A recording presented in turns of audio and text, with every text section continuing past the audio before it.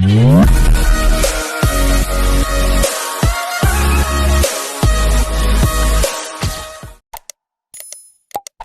सभी स्टूडेंट परमाणु संरचना के अंतर्गत एक काफी इंपॉर्टेंट टॉपिक पढ़ने जा रहे हैं जिसका नाम है बोर का परमाणु मॉडल। आपको बता दें कि यही वो एटॉमिक मॉडल है जिसमें पहली बार बताया गया कि इलेक्ट्रॉन एक निश्चित वृत्ताकार पथ पर घूमता है जिसे ऑर्बिट कहते हैं, कक्ष कहते हैं, ऊर्जा स्तर कहते हैं। प्रत्येक कक्ष की ऊर्जा निश्चित होती है, ऐसा बताया गया बोर के परमाणु मॉडल में। आपको बता दें कि नील्स बोर ने 1913 ईस्वी में मैक्स प्लैंक के क्वांटम सिद्धांत के आधार पर ये परमाणु मॉडल दिया जिसका नाम है बोर का परमाणु मॉडल। मैक्स प्लैंक के क्वांटम सिद्धांत में यह बताया गया था कि इलेक्ट्रॉन जब नाभिक के चारों ओर घूमता है, निश्चित वृत्ताकार पथ पर घूमता है, तो लगातार ऊर्जा का ह्रास नहीं करता है बल्कि रुक रुक कर करता है और ऊर्जा के छोटे छोटे पैकेट के रूप में जिसे क्वांटम कहते हैं। इन सभी बातों का, इन सभी कॉन्सेप्ट का अनुसरण करते हुए नील्स बोर ने परमाणु मॉडल दिया जो बोर के परमाणु मॉडल के नाम से जाना जाता है। और अब आप सभी स्टूडेंट इसका सारा डिटेल यहां पढ़ने जा रहे हैं। तो सबसे पहला स्टेटमेंट क्या कहता है कि इलेक्ट्रॉन नाभिक के चारों ओर एक निश्चित वृत्ताकार पथ पर घूमता है जिसे ऑर्बिट कहते हैं। तो इलेक्ट्रॉन नाभिक के चारों ओर एक निश्चित वृत्ताकार पथ पर घूमता है जिसे कक्ष कहते हैं और प्रत्येक कक्ष की ऊर्जा निश्चित होती है। तो यहां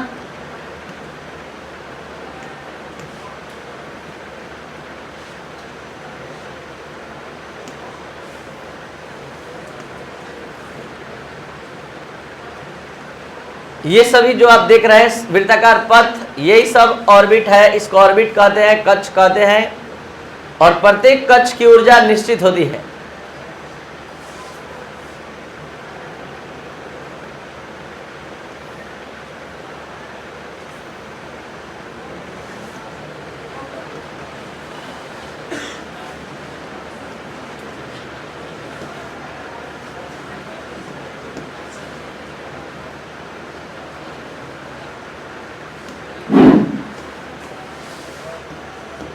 ये है आपका प्रथम कक्ष, ये द्वितीय कक्ष, ये तृतीय कक्ष, ये चतुर्थ, ये पांचवा। इसी को KLMN द्वारा रिप्रेजेंट भी किया जाता है। तो बोर के परमाणु मॉडल का फर्स्ट स्टेटमेंट ये बताता है कि इलेक्ट्रॉन नाभिक के चारों ओर एक निश्चित वृत्ताकार पथ पर घूमता है जिसे क्या कहते हैं, ऑर्बिट कहते हैं और प्रत्येक कक्ष की ऊर्जा जो होती है वो निश्चित होती है। तो ये सभी जो वृत्ताकार पथ दिखाई दे रहे हैं, ये वृत्ताकार पथ ऑर्बिट या ऊर्जा स्तर के नाम से जाने जाते हैं या कक्ष भी कहते हैं। तो ये सभी ऑर्बिट या एनर्जी लेवल, ऊर्जा स्तर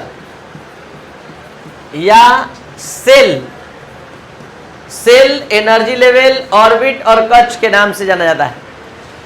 अब आपको बता दें कि इस प्रत्येक ऑर्बिट की एनर्जी फिक्स होती है, ऊर्जा जो होती है एक निश्चित होती है, यानी जिस कक्ष में रहना है एक निश्चित ऊर्जा को लेकर रहना होगा। ऐसा स्टेटमेंट था बोर के परमाणु मॉडल का। नेक्स्ट स्टेटमेंट क्या कहता है, अगला स्टेटमेंट ये कह रहा है कि इलेक्ट्रॉन जिस वृत्ताकार पथ में घूमता है जिसे कक्ष कहते हैं, इसको 1 2 3 4 या फिर KLMN द्वारा रिप्रेजेंट किया जाता है जो आप देख सकते हैं। तो KLMNO या 1 2 3 4 द्वारा रिप्रेजेंट किया जाता है। अगला स्टेटमेंट नंबर थर्ड समझने से पहले आप सभी स्टूडेंट को कुछ संवेग के बारे में जानना होगा। आप लोग जानते हैं संवेग किसे कहते हैं? संवेग किसे कहते हैं जानते हैं? द्रव्यमान और वेग के गुणनफल को क्या कहते हैं? संवेग कहते हैं। ये संवेग दो प्रकार का होता है, एक रैखिक संवेग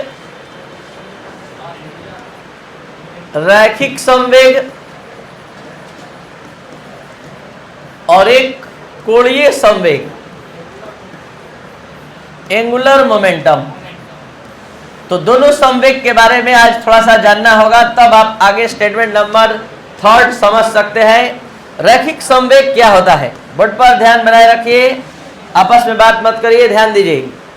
जब कोई ऑब्जेक्ट, जब कोई वस्तु वृत्ताकार पथ पर गतिशील होती है। जैसे कि ये एक मतलब रैखिक पथ पर गतिशील है, तो रैखिक पथ पर गतिशील है और ये m द्रव्यमान का ये वस्तु है और v वेग से गतिशील है, तो यहाँ द्रव्यमान और वेग का गुणनफल संवेग कहलाएगा। यानी द्रव्यमान और वेग का गुणनफल संवेग तब कहलाएगा जब ये रैखिक पथ पर गतिशील है, और जब यही वस्तु, यही ऑब्जेक्ट अगर सर्कुलर पथ पर मतलब वृत्ताकार पथ पर गतिशील है, जैसे अगर यही ऑब्जेक्ट अगर वृत्ताकार पथ पर गतिशील रहेगा जैसे कि इलेक्ट्रॉन, तो यहाँ पर केवल द्रव्यमान और वेग के गुणनफल से नहीं निकलेगा संवेग, यहाँ कक्ष की त्रिज्या की भी जरूरत होगी। यानी इलेक्ट्रॉन का द्रव्यमान m है और ये भी वेग से गतिशील है नाभिक के चारों ओर, और इस कक्ष की त्रिज्या जहाँ ये है उसकी त्रिज्या r है, तो द्रव्यमान, वेग और कक्ष की त्रिज्या भी लेना होगा। तो हम समझाना चाहते हैं कि देखिए संवेग दो प्रकार का होता है, एक रैखिक संवेग और एक कोणीय संवेग। जब वस्तु रैखिक पथ पर गतिशील होता है तो वहाँ रैखिक संवेग का निर्धारण होता है, और जब वृत्ताकार पथ पर गतिशील होता है तो कोणीय संवेग। और कोणीय संवेग द्रव्यमान, वेग और कक्ष की त्रिज्या के गुणनफल के बराबर होता है, जबकि रैखिक संवेग जो होता है वो द्रव्यमान और वेग के गुणनफल से ही केवल निकाला जाता है। लेकिन हम लोग यहाँ पर जिस संवेग का यूज करने जा रहे हैं, जिसका उपयोग होगा, वो कोणीय संवेग होगा, क्योंकि आप जान रहे हैं कि इलेक्ट्रॉन वृत्ताकार पथ पर गतिशील होता है, तो यहाँ का संवेग कोणीय संवेग होगा। तो स्टेटमेंट नंबर 3 क्या कर रहा है कि वे ही कक्ष अनुमत किए गए हैं जिसके इलेक्ट्रॉन का कोणीय संवेग nh/2π के बराबर होता है। तो कोणीय संवेग जैसे ही आज के बाद बोलेंगे आप सभी स्टूडेंट समझ जाएंगे कि कोणीय संवेग का बात हो रहा है कि mvr और nh/2π के बराबर होता है। तो यहाँ पूरा इस प्रकार से स्टेटमेंट है कि वे ही कक्ष स्थायी माने गए हैं या अनुमत किए गए हैं जिसके इलेक्ट्रॉन का कोणीय संवेग मतलब mvr nh/2π के क्या होता है, बराबर होता है। तो जल्दी से बताइए m क्या है?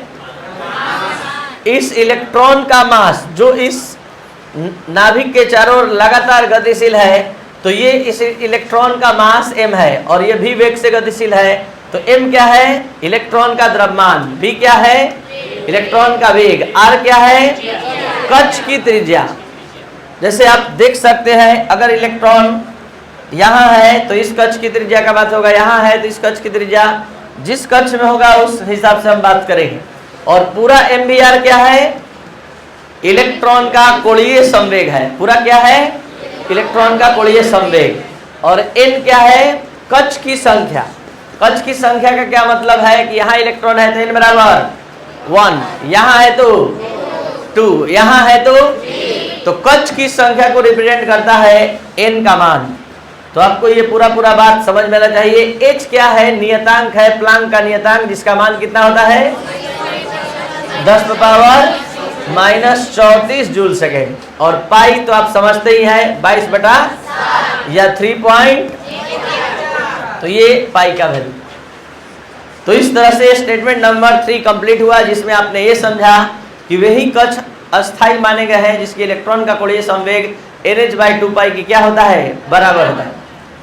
अब बात करने जा रहे हैं स्टेटमेंट नंबर 4 का। स्टेटमेंट नंबर 4 क्या कहता है, ध्यान से समझा जाए। जब कोई इलेक्ट्रॉन एक कक्ष से दूसरे कक्ष में जाता है, पीछे ध्यान दीजिए, तो ऊर्जा का या तो उत्सर्जन होता है या तो अवशोषण होता है।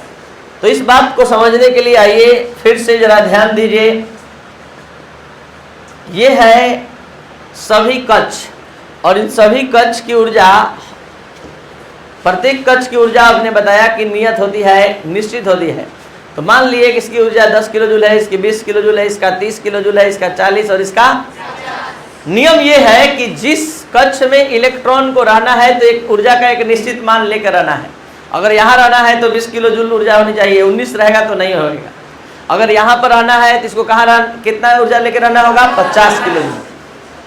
तो यहाँ पर अगर ये कॉन्सेप्ट बताया जाए कि बोर के एटॉमिक मॉडल का ये स्टेटमेंट जो ये कहता है कि इलेक्ट्रॉन एक कक्ष से दूसरे कक्ष में जाता है तो ऊर्जा का या तो उत्सर्जन या अवशोषण होता है। तो सवाल उठता है कि कब उत्सर्जन, कब अवशोषण? तो जब उच्च से निम्न में आएगा, 50 किलो जूल से कहाँ आ रहा है? 30 किलो जूल। तो यहाँ ऊर्जा का उत्सर्जन होगा। लेकिन जब निम्न से उच्च में जाएगा तो वहां क्या होगा? अवशोषण। तो यहाँ ऐसा क्यों हो रहा है? क्योंकि था 50 में और आ रहा है 30 किलो जूल में। तो यहाँ नियम है कि यहाँ अगर रहना है तो 30 किलो जूल ऊर्जा लेके रहना है, तो इसको 20 किलो जूल ऊर्जा अपना उत्सर्जित करना होगा, लॉस करना होगा, त्याग करना होगा। तो यही कॉन्सेप्ट लेकर आया है स्टेटमेंट नंबर 4। क्या कह रहा है स्टेटमेंट नंबर 4? ध्यान से समझा जाए। पहला स्टेटमेंट कहता है कि जब कोई इलेक्ट्रॉन उच्च ऊर्जा स्तर से निम्न ऊर्जा स्तर में आता है तो ऊर्जा का क्या होता है? उत्सर्जन। और उत्सर्जन किस रूप में होता है? प्रकाश के रूप में। और इसका मान E2 - E1 के क्या होता है? बराबर। इस बात को समझने के लिए एग्जाम्पल दिया गया है कि कोई electron suppose that 30 kilo joule वाले में था, आ गया 10 किलो जूल वाले में, तो जल्दी से बताइए ऊर्जा का उत्सर्जन कितना का हुआ? 30 - 10 बराबर। इसके लिए आपने क्या किया? E2 में से E1 घटा दिया और जो ये आया 20 किलो जूल, इसी को उत्सर्जित ऊर्जा कह रहे हैं। यानी वास्तव में डेल्टा E क्या है? उत्सर्जित ऊर्जा है, इमिटेड एनर्जी है। तो ये बात समझ लीजिए कि कोई इलेक्ट्रॉन एक ऊर्जा स्तर से दूसरे ऊर्जा स्तर में जाता है तो या तो ऊर्जा का उत्सर्जन या तो अवशोषण। अब आपको समझना है कि इलेक्ट्रॉन उच्च से निम्न में आ रहा है कि निम्न से उच्च में। जब जब उच्च से निम्न में आएगा तो उत्सर्जन होगा, और जब निम्न से उच्च में, तो यहाँ देख लिया जाए, यहाँ इलेक्ट्रॉन निम्न से उच्च में जा रहा है। आपको बता रहे हैं कि कोई भी इलेक्ट्रॉन तब तक से इधर उधर नहीं जा सकता है, नीचे से निम्न ऊर्जा से उच्च ऊर्जा में नहीं जा सकता है, जब तक से किसी माध्यम से एनर्जी नहीं ग्रहण करेगा। इसको एनर्जी उतना चाहिए तब जाकर, सपोज दैट ये 10 किलो जूल वाले में है, अब 50 किलो जूल वाले में जा रहा है, जिसको किसी माध्यम से एनर्जी चाहिए, या तो किसी इलेक्ट्रिक स्पार्क से या इलेक्ट्रिक करंट से या गर्म करने से इसको एनर्जी दिया जाएगा, ये ऊर्जा ग्रहण करेगा, तब इलेक्ट्रॉन यहाँ से आ जाएगा। तो हम जानना चाहते हैं कि 10 किलो जूल से 50 किलो जूल वाले में गया तो ऊर्जा का अवशोषण कितना का किया? तो 40 कहाँ से आया? 50 - 10 बराबर, यानी E2 - E1। तो ये हो गया आपका उत्सर्जित अवशोषित ऊर्जा। तो कितना अवशोषित ऊर्जा किया? 40। तो ये भी E2 - E1। तो समझने वाला बात है कि उत्सर्जित ऊर्जा भी हो तो E2 - E1 और अवशोषित ऊर्जा भी हो, लेकिन यहाँ डेल्टा E कहलाएगा अवशोषित ऊर्जा और यहाँ डेल्टा E कहलाएगा उत्सर्जित ऊर्जा। स्टेटमेंट नंबर 5 क्या कह रहा है? स्टेटमेंट नंबर 5 ध्यान दिया जाए। स्टेटमेंट नंबर 5 कह रहा है कि बोर के परमाणु मॉडल के अनुसार एक इलेक्ट्रॉन रखने वाले परमाणु के स्पेक्ट्रम की व्याख्या की जा सकती है, यानी हाइड्रोजन स्पेक्ट्रम की व्याख्या की जा सकती है, जो रदरफोर्ड के परमाणु मॉडल में संभव नहीं था। इस बात को समझने के लिए आइए ध्यान दीजिए। आपको याद होगा जब हम 9th 10th में पढ़ रहे थे, जब श्वेत प्रकाश को प्रिज्म से होकर गुजारते हैं तो 7 रंगों की पट्टी प्राप्त होती है। तो आप कहते हैं कि इसको आप स्पेक्ट्रम कहते हैं, ठीक है, स्पेक्ट्रम कहते हैं। तो जब श्वेत प्रकाश को प्रिज्म से गुजारते हैं, जो स्पेक्ट्रम जो पट्टी प्राप्त होता है उसको क्या कहते हैं? स्पेक्ट्रम। यहाँ पर कोई सूर्य के प्रकाश को हम नहीं प्रिज्म से गुजारने जा रहे हैं। यहाँ पर जो हम कॉन्सेप्ट बताने जा रहे हैं ध्यान दिया जाए, यहाँ कोई परमाणु से हम स्पेक्ट्रम प्राप्त करके दिखाने जा रहे हैं। और ये कैसे संभव है? तो देख लीजिए कैसे संभव है।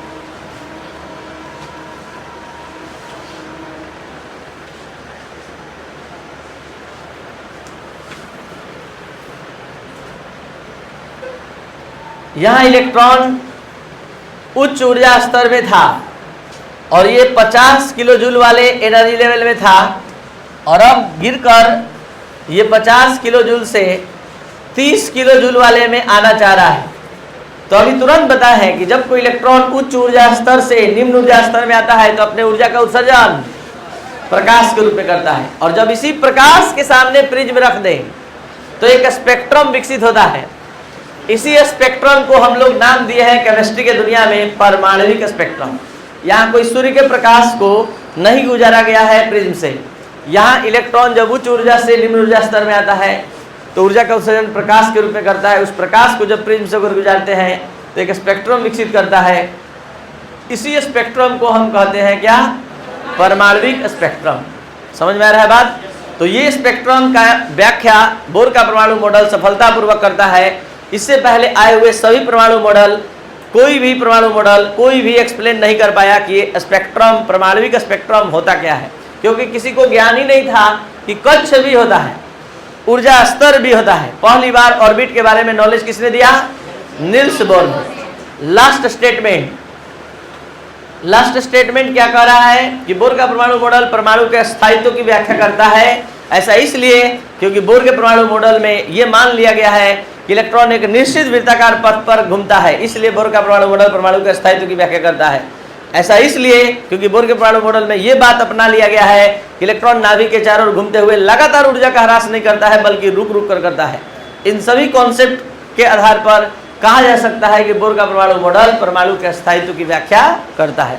तो ये था आपका बोर का परमाणु मॉडल। अगर आपको अच्छे से समझ में आया तो आप इसको जरूर शेयर और सब्सक्राइब करें। और यहाँ एक बार फिर से स्टेटमेंट नंबर 1 से लेकर 6 तक सबका रिकैप जल्दी से देख लिया जाए 2 मिनट में। सबसे पहला स्टेटमेंट सुना आपने, electron revolves around the nucleus in a fixed circular path which is called orbit. Electron nucleus के चारों ओर एक निश्चित वृत्ताकार पथ में घूमता है जिसे कक्ष कहते हैं, और प्रत्येक कक्ष की ऊर्जा निश्चित होती है। सेकेंड स्टेटमेंट आपने पढ़ा, the orbits are represented by 1 2 3 4 और k एलिमेंट, यानी ऑर्बिट को रिप्रेजेंट किया जाता है k एलिमेंट द्वारा और 1 2 3 4 द्वारा।